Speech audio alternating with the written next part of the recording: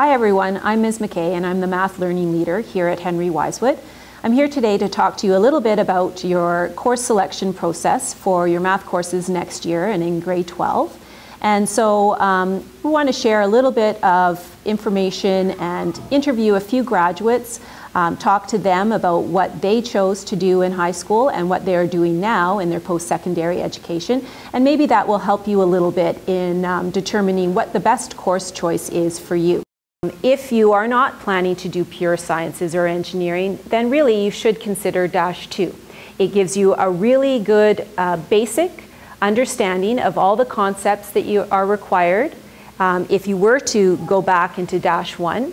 And it gives you some skills in logical reasoning, probability, statistics, topics that are really useful for continuing on in certain programs at university. Deciding on what you're going to do next year will depend on your success in 10C and what you think you might do in the future after Henry Wisewood. So we've put here what our recommendations are for your mark from 10C, and we've gathered some data on marks from Math 10C and Math 20-1, 20-2, and we've really found that students that have earned 70% or greater have a good basic understanding and the good basis for continuing on in 20-1.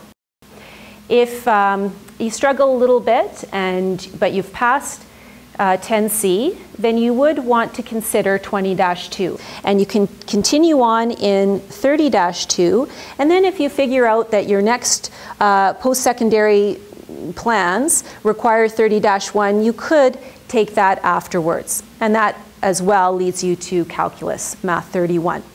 What we also want you to know is that just because you might take Math 30-2 and graduate with that as your grade 12 math course, it doesn't mean you're not going to get into university.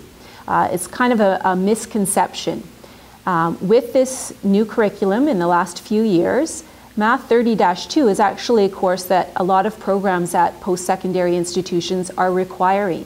If you want to take engineering and pure sciences, yes, you need to have 30-1 and likely calculus. But if it's anything else, you do want to do your research, because it would be, I think you would really enjoy taking 30-2. It is a really enjoyable class. A lot of the students really like finding success in math, that maybe they struggled a little bit in 10C and even 20-1.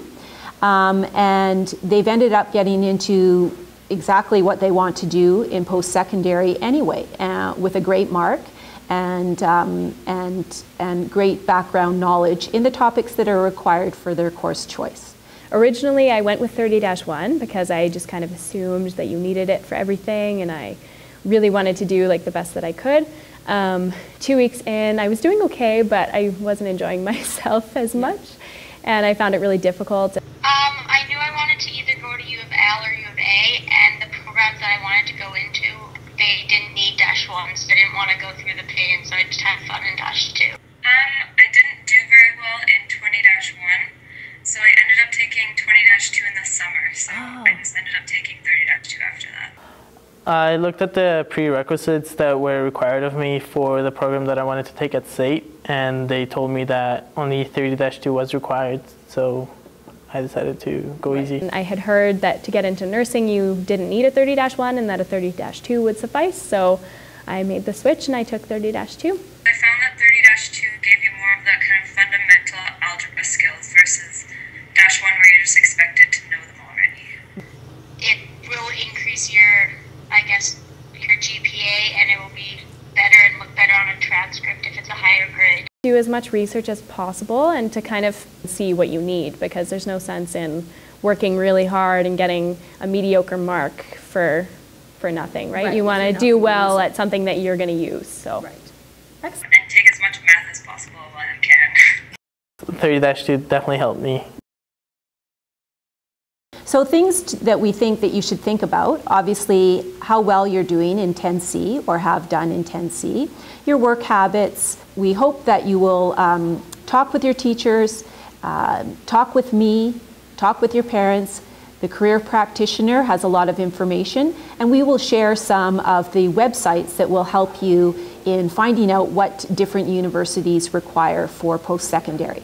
So thanks very much for taking the time to listen, and hope that we see you in math in a course that you really enjoy. Thanks.